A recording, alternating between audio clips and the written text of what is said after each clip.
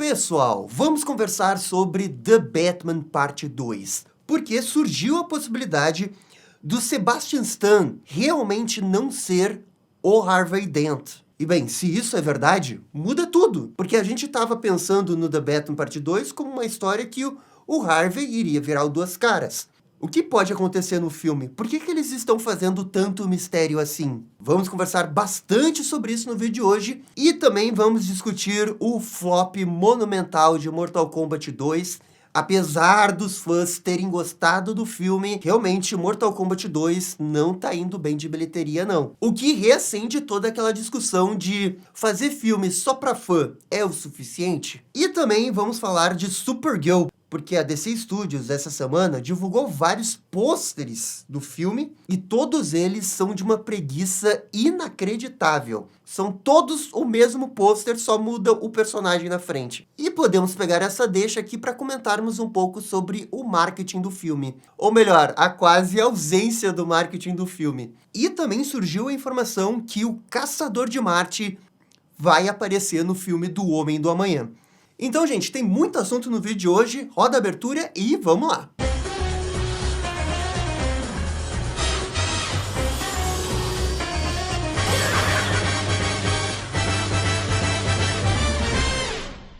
E pessoal, só antes da gente começar o vídeo, já vai deixando aquele bate-like, aquele bate-comentário, se inscreva no canal se você não está inscrito para ficar acompanhando tudo sobre a DC. Agora sim, vamos falar um pouco sobre The Batman Parte 2.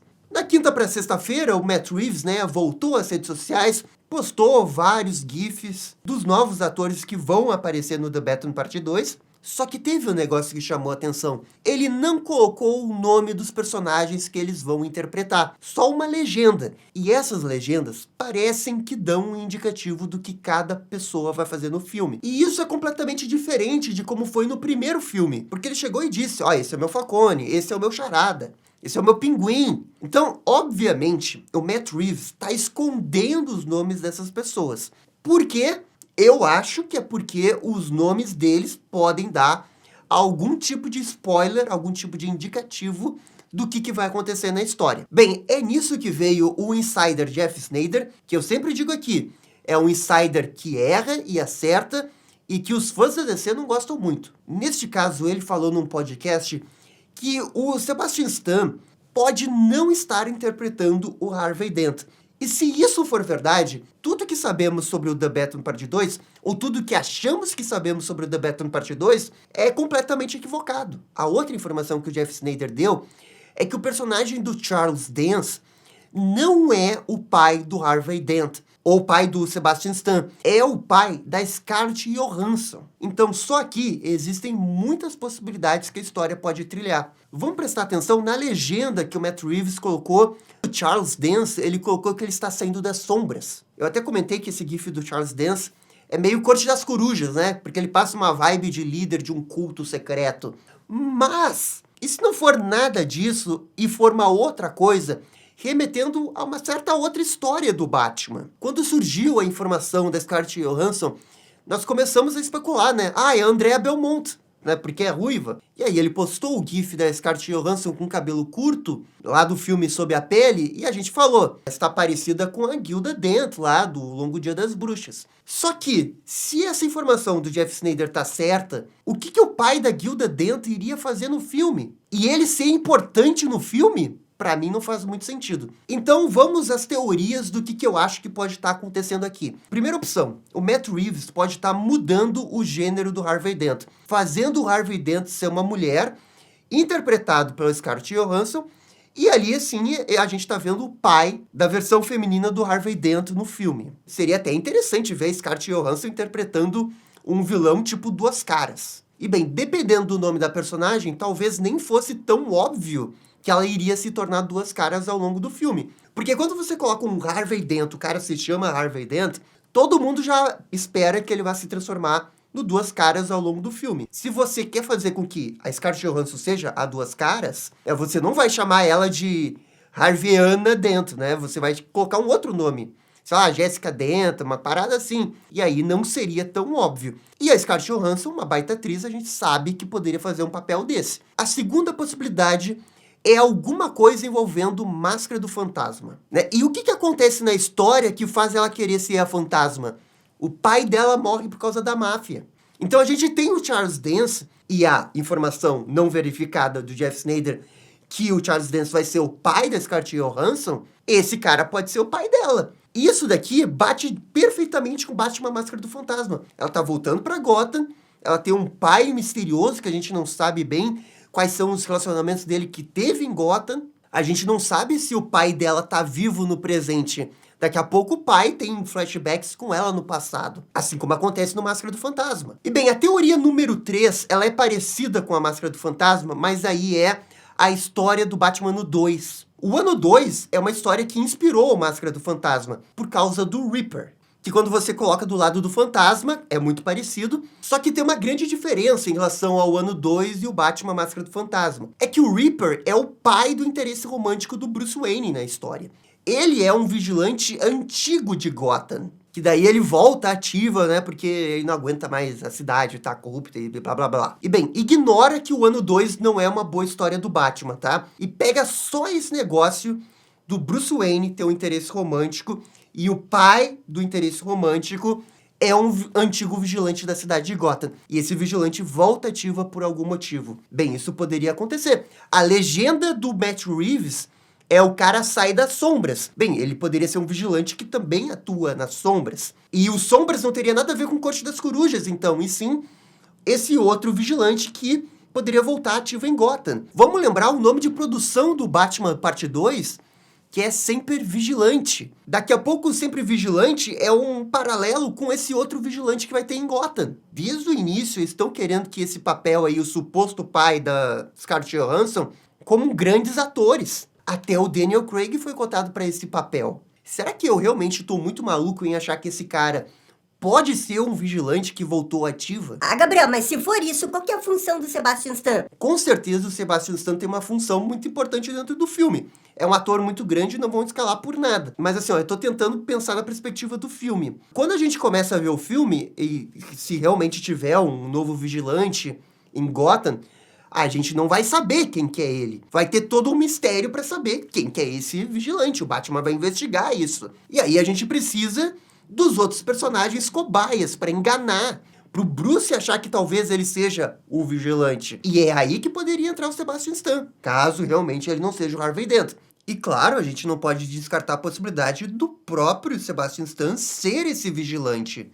Talvez ele esteja aliado ao Charles Dance e seja o sucessor dele. Estamos partindo do pressuposto que a informação de Jeff Sneider tá certa. Eu quero lembrar que não dá pra ter certeza disso, não. Até ter uma confirmação 100% que ele é o Harvey Dent, não dá pra ter certeza que realmente ele é o Harvey Dent, a outra é a Gilda Dent, que o outro é o Christopher Dent, sabe? Porque claramente eles não querem revelar nesse momento, porque senão o Matt Reeves teria revelado os nomes dos personagens nos GIFs, como ele fez na primeira vez. Mas realmente, a gente tem alguns indícios até o momento.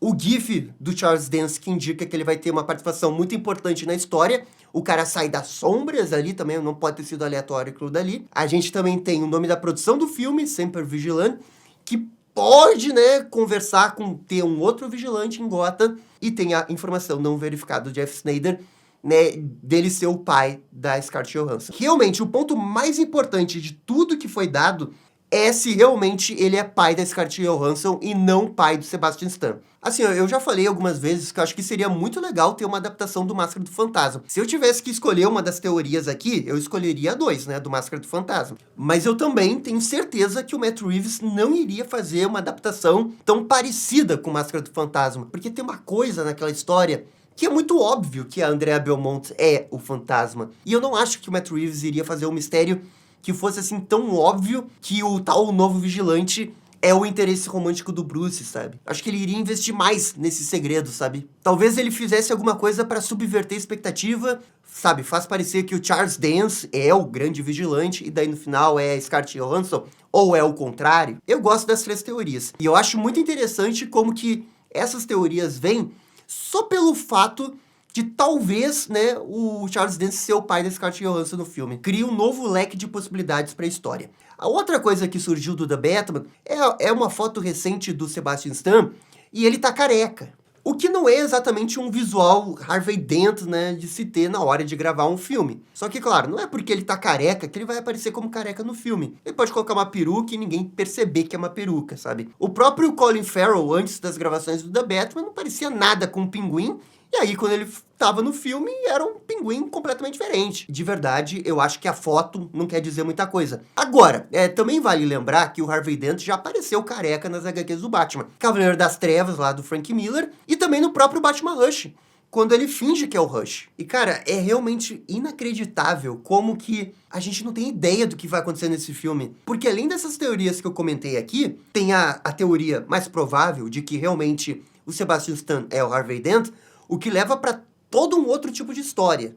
Pode levar para uma coisa meio longo Dia das Bruxas. Tem a outra possibilidade disso envolver Corte das Corujas, porque se encaixa com toda a narrativa que o Matt Reeves está fazendo. Tem o caminho de levar o Bruce pro asilo Arkham. Tudo pode acontecer nesse filme. Ninguém tem ideia, não vaza nada. Realmente, impressionante como eles estão escondendo coisas básicas da história desse filme. Vamos comparar com o Superman, quando o James Gunn gravou. Eu me lembro bem das especulações do Superman, e elas não foram muito longe do que aconteceu realmente no filme. Tinha a especulação do Kaiju, realmente aconteceu. A especulação que o Lex Luthor iria ter alguma coisa para queimar a imagem do Superman, realmente aconteceu. Inspiração no Superman All Stars, realmente aconteceu, de certa medida. Inspiração no Superman Birthright, realmente aconteceu. A coisa mais fora, né, inesperada do Superman foi a parada dos kryptonianos. Isso ninguém especulou. Na verdade, a gente especulou, mas a gente achava que ia ser tudo fake news do Lex Luthor. Enfim, o que eu quero dizer é que no Superman, as especulações, elas não estavam tão às cegas assim. A gente tinha um norte. Nós sabíamos, né, por cima o que poderia acontecer no filme, e muitas delas se confirmaram. Agora, no The Batman Parte 2, todas essas teorias que eu dei aqui são completamente diferentes umas das outras. Porque a gente não sabe nada do filme. É impressionante. Até quando eles vão conseguir segurar isso? Tô bem curioso pra ver. Mas galera, comentem aqui o que vocês estão achando dessas teorias do The Batman, se alguma faz sentido, ou se eu tô maluco e nem deveria confiar no Jeff Snyder. Comenta aqui. Beleza, seguindo aqui com a nossa pauta, surgiu nesse sábado a informação de que o Caçador de Marte vai aparecer no filme do Homem do Amanhã. Essa informação é do insider Daniel RPK. Mais ou menos como o Jeff Snyder, né? Às vezes acerta, às vezes erra. E o que ele tá dizendo é que tem uma lista de nomes dos personagens e o Caçador de Marte tá nessa lista. O que seria, né, um forte indício de que o Caçador de Marte vai aparecer no filme. Recentemente, novos atores foram escalados pro filme. E o James Gunn, assim como o Matt Reeves, não divulgou quem que eles vão interpretar. E aí fica esse mistério, né? Ah, será que esse cara aqui é o Caçador de Marte? Mas de qualquer jeito, é um outro herói grande que pode aparecer no filme do Superman. Nós estamos achando que é a expansão da Gangue da Justiça, né? O Caçador de Marte sendo membro da Gangue da Justiça, o Matthew Lillard, ele tá no filme, mas a gente não sabe quem que ele vai interpretar. Será que ele pode ser o Homem Borracha, como o pessoal tava querendo que ele fosse? E tem o rumor da Mulher Maravilha aparecer, né? Que isso também nunca foi confirmado. Olha, daqui a pouco, realmente, a gente tá vendo uma formação de Liga da Justiça aqui nesse filme. Olha, eu acho que é muito cedo pra comemorar Caçador de Marte no filme. O Caçador de Marte, eu não me incomodo tanto em aparecer como a Mulher Maravilha. A Mulher Maravilha, sim, eu me incomodo, porque eu acho que ela é uma personagem muito, muito grande para ser coadjuvante num filme do Superman, que na teoria é um filme do Superman ainda. Agora, o Caçador de Marte, dependendo do contexto, até dá pra passar aquele pano, sabe? É aquilo que a gente já conversou antes, né? Fazer um filme 100% focado no núcleo do Superman, ou apelar, né, pra mais personagens, ampliar o leque dos heróis da DC no DCU, porque aí eles são apresentados e o James Gunn pode trabalhar eles em outros projetos. Como você consegue fazer esse equilíbrio de manter a visão do filme, do roteiro, né, sem apelar pra cameo, e ao mesmo tempo você tem que ter alguns cameos pra apresentar e expandir o universo? O James Gunn tem que conseguir fazer esse equilíbrio, né? Só que tem uma coisa, tudo aquilo que se fala do James Gunn, que ele não consegue fazer filme solo, mesmo que talvez seja um grande exagero que falem nisso dele, ele nunca vai conseguir tirar essa tag em cima dele, né? As pessoas sempre vão ver ele como o cara que faz o filme de super-herói que tem vários membros, vários personagens que ele tem que desenvolver. Com Caçador de Marte ou sem Caçador de Marte, diga-se de passagem, porque já tem muitos outros heróis que vão aparecer no filme. Com Caçador de Marte é mais um, né? Mas pelo menos é um que eu quero ver, sabe? Não é um herói que eu tô nem... Pensando assim, o bom do Caçador de Marte aparecer é que daí ele aparecendo, preenche aquela checklist de aparecer num projeto para depois ter alguma coisa solo, e aí tem algo solo, né, que é algo que seria legal do Caçador de Marte. Acho que seria super bem-vindo ter algo solo dele. Mas eu, sinceramente, não sei dizer o quanto que é too much ter o Caçador de Marte junto com os outros heróis, ou se ainda tá na medida certa, sabe? Só vendo o filme pra ter certeza, mas que o James Gunn nunca vai superar as críticas que ele não consegue fazer filme só. Coitado, ele nunca vai conseguir. Beleza, vamos pro próximo assunto aqui, que é o marketing do filme da Supergirl. Bem, não é de hoje que os fãs estão reclamando do marketing do filme da Supergirl, que é um marketing que não tá assim tão intenso, e a parada que a gente mais tá vendo, assim, é a divulgação dos pôsteres. E os pôsteres, a galera tá reclamando o tempo todo que todos eles são iguais, porque basicamente todos os pôsteres são iguais, né, com o mesmo background, a parede pinchada com o logo do Superman, e um render em PNG na frente. Nem para trocar o fundo eles se deram ao luxo de fazer isso. Falta de criatividade, falta de vontade. Eu entendo total esse filme não ter orçamento para marketing, porque já é um orçamento de 150 milhões, né? Supostamente 150, 180 milhões, né? Você não pode gastar 100 milhões de marketing num filme como esse, porque aí sim vai ficar muito difícil desse filme se pagar. Então, se eles podem cortar em alguma coisa, nesse momento, é no marketing. Aí o marketing, como sempre, sofre o pênalti, né? Não só para filme, mas para qualquer coisa na vida. O marketing sempre sofre o pênalti. E eu entendo essa estratégia. Não vamos gastar muito no marketing, vamos tentar esse marketing de guerrilha, vamos fazer o que dá pra fazer. Beleza, eu acho que ninguém tá cobrando super, hiper, mega ações pro filme da Supergirl, porque todo mundo realmente entende que tá difícil desse filme até se pagar, a perspectiva não é muito boa. Mas eu também acho que só porque você adotou essa estratégia, que você tem que fazer de qualquer jeito. Quer dizer, se você quer fazer um marketing de guerrilha, assim, um marketing que vai viralizar nas redes sociais, na teoria, você tinha que fazer uns pôsteres muito foda. Sabe, aquele pôster que o cara olha e, nossa, tem que compartilhar isso porque tá sensacional. Mas não é isso que tá acontecendo. Na verdade, chegou num ponto que eu de verdade não sei se vocês estão fazendo pelo meme. Faz todo mundo com o background igual, porque já que tá todo mundo reclamando, o pessoal vai reclamar e vai compartilhar. Bem, não deixa de ser uma estratégia. É o famoso falem bem, falem mal, mas falem de mim. Beleza, é uma estratégia. Tá funcionando, porque sim, de fato as pessoas estão reclamando dos pôsteres. Só que é aquela reclamação que não sei se pega muito bem pro filme, até porque é uma reclamação só da bolha. Porque quem se importa com o marketing da Supergirl? A bolha da DC se importa com o marketing da Supergirl. E a bolha já vai ver o filme da Supergirl, sabe? Se a intenção é fazer a galera reclamar dos pôsteres, você tem que fazer com que o pessoal reclame fora da bolha. Mas não tem ninguém fora da bolha reclamando, velho.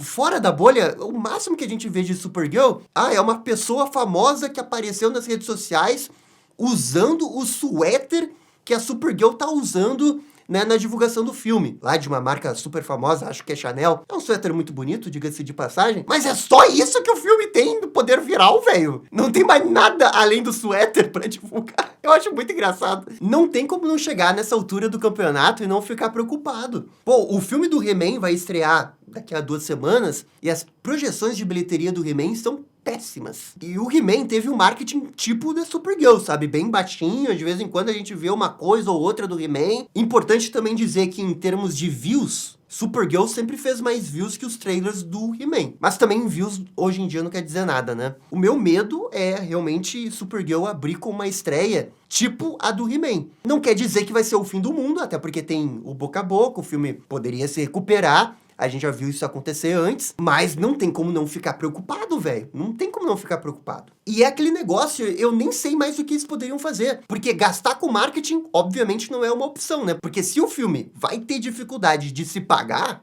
é melhor você não gastar com marketing. Agora, os caras poderiam estar se esforçando um pouco mais nessas campanhas, né? No pôster também, sei lá, alguma coisa. Pô, a gente tá indo pro filme da Supergirl exatamente como o Yugi vai pra um duelo, acreditando no coração das cartas, né? Tem que vir, o Exódia. Exódia, ganhamos! E ainda tem a questão, né, que o filme da Supergirl tá entre filmes infantis que são pesados, e esse negócio de estar esmagado com filmes grandes afetou um outro filme, Mortal Kombat. E aqui eu já aproveito para falar do último assunto do vídeo de hoje, é que o Mortal Kombat 2 infelizmente, tá caminhando para flopar muito forte. Dados atuais da bilheteria apontam uma bilheteria mundial de 79 milhões. O filme, pelas informações que a gente tem na internet, custou 80 milhões de dólares. Ou seja, o filme alcançou o seu orçamento. O problema, né, como vocês sabem, isso nunca é suficiente para um filme de Hollywood. Um filme tem que fazer pelo menos 2 vezes o seu orçamento. Esse filme tinha que chegar em 160 milhões. Só que assim, ó, tá tão baixo essa bilheteria entrando no segundo fim de semana que é extremamente possível do filme chegar a 150 milhões. E quando um filme como Mortal Kombat 2 começa muito mal de bilheteria, o que os estúdios fazem? Eles adiantam o VOD. Então, o que eu acho que pode acontecer é daqui a 4, 5 semanas, a Warner já colocar esse filme no VOD, para conseguir aquela receita extra que dá uma sobrevida ao filme. Não quer dizer que o filme não vai se pagar, porque a receita do VOD ela é muito importante nos dias de hoje, mas o flop clássico de um filme é ele se pagar já no cinema. E nesse momento, Mortal Kombat 2 tem uma forte possibilidade de não se pagar no cinema. Porque já é semana 2, o pessoal não empolgou, não tem muitas sessões do filme, não tem da onde o filme tirar. Sabe, é muito difícil, muito difícil. E ainda na próxima semana, tem o filme de Star Wars, né, Mandaloriano e Grogu, que é um outro filme que pode flopar, né, diga-se de passagem, mas é um filme que tira público e exceção do Mortal Kombat 2. Mortal Kombat 2 já era um filme que tinha sido adiado. Eles colocaram nessa data aqui de maio, porque a princípio não teria muita concorrência, mas no fim o filme teve uma grande concorrência, 2, porque o filme do Michael Jackson tá fazendo muito dinheiro. E o filme do Diabo Veste Prada 2 também. Esse filme é um fenômeno, ninguém esperava tanto sucesso. E esses filmes, na teoria, não disputam o mesmo público que Mortal Kombat 2, mas eles tiram sessões do Mortal Kombat 2. Pode entrar aí na sua rede favorita de cinema e ver quantos horários estão disponíveis para o Mortal Kombat 2 agora. E comparem com Michael Jackson, e comparem com Diabo Veste Prada 2. Só que tem uma coisa interessante aí no Mortal Kombat 2, porque os fãs gostaram do filme, e a crítica também entendeu que era um filme bom de Mortal Kombat. Mas não teve jeito aí, a galera não tá indo pro cinema. O que nos faz refletir se realmente as pessoas que não se importam com o videogame querem ver esse filme no cinema. Porque assim, ó, assim como nos quadrinhos, videogame é uma bolha. Mortal Kombat é gigante nos videogames, mas a gente tem que considerar que talvez, né, fora dos videogames não seja. O que eu acho que tá acontecendo, o público casual até pode querer ver esse filme, mas não no cinema, e sim na HBO. É aquele papo, né? Vamos esperar sair na HBO Max e ver de graça, já que a gente assina a HBO? Acho que o Mortal Kombat caiu nesse limbo aí. Não é filme do Michael Jackson, não é filme que você usa um vestido de festa pra ir no cinema, sabe? É só Mortal Kombat, é um bom filme de Mortal Kombat, mas, né? Mas infelizmente Mortal Kombat, pelo jeito, não tem uma fanbase tão grande ao ponto de fazer um filme de 80 milhões de dólares se pagar. E infelizmente um filme só conseguir conversar com um fã é loucura. Que me parece que é o que o Mortal Kombat 2 fez. Só conversou com um fã e não rolou. Não rolou. E é realmente uma pena, porque esse filme flopando coloca em xeque a continuação. Que, pô, tinha que ter uma continuação. A continuação prometia muito. Não acho que só porque o filme flopou que o 3 tá cancelado, nem nada disso. Porque tem o VOD. Mas é aquele negócio, né? Não vão anunciar uma sequência agora, sabe? Como fizeram com o Superman. Pô, levou o quê? 2 meses pro James Gunn anunciar o Homem do Amanhã depois do Superman? Sabe por que ele conseguiu anunciar tão rápido? Porque o filme já tinha se pagado. E a Warner já viu que, ó, a continuação tem uma perspectiva de fazer mais dinheiro, vamos dar o dinheiro. Tá tranquilo, James Gunn, segue com o plano. Não fez tanto quanto a gente queria, mas tamo junto. O Mortal Kombat 2 vai ser aquele negócio, espera eu ver o resultado do VOD, tá, gente? Espera eu ver o resultado do VOD, deixa eu ver como é que vai ser aqui o resultado na HBO Max, e aí a gente vê, e aí a gente cogita em dar dinheiro ou não. Então, Mortal Kombat 3, a gente vai ter que esperar um tempo aí pra ver se realmente vai ter uma continuação. Espero que tenha. Infelizmente eu vejo que é um flop injusto pela qualidade do filme, mas também tem um outro lado, né? Só fazer filme pra fã, complicado. Não funciona. Realmente não funciona. Mas é isso, galera. Essas são as novidades de hoje. Por favor, comentem aqui embaixo. E no mais, muito obrigado por assistir o vídeo até o final. Eu fico por aqui e vocês estão ligados. Dá-lhe DC. E esse foi o vídeo falando sobre The Batman Parte 2. E aí, gostaram? Não gostaram? Deixem suas opiniões nos comentários. E se curtiram o vídeo, deixe aquele joinha e inscreva-se no canal para ficar sabendo absolutamente tudo sobre Batman. Obrigado, gente. Até a próxima. Tchau, tchau.